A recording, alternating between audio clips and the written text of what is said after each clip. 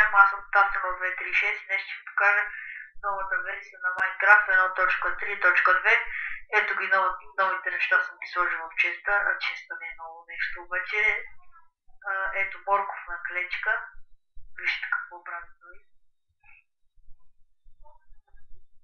Взема да е.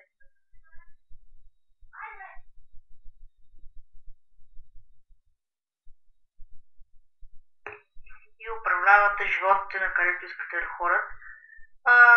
И ги привлича също, може да ги паща така. Ето.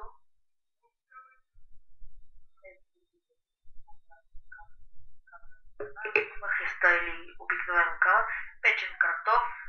Обикновен картоф. Той седи като семе. Той семе и за ядене. Златен морков, променили сте кожата. Тиквен пай, ето маска. Слагат си го на лицето и ви става с формата на главата на крипър или на каквото за маската. Саксия, ето вижте саксията.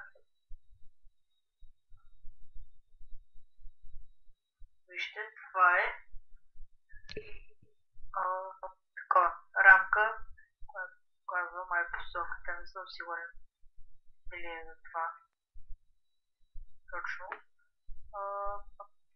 Къде беше често, чакай че не работя в момента с мишката заради микрофона ми. Ето сигнализатор, който картите. Първо картата да покажа. Тя е така, вижте, празна и докато не стъпнеш с десен бутон, тогава се показва там, където стих. Доста по-малък мащаб от предишните.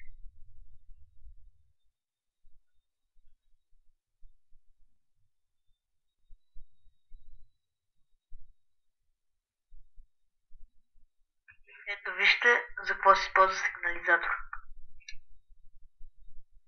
Ето вижте какво се прави.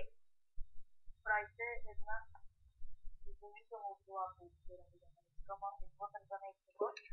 Злато отгоре вижте сигнализатор. Това беше от мен, Тасен от 236 и пишете коментари.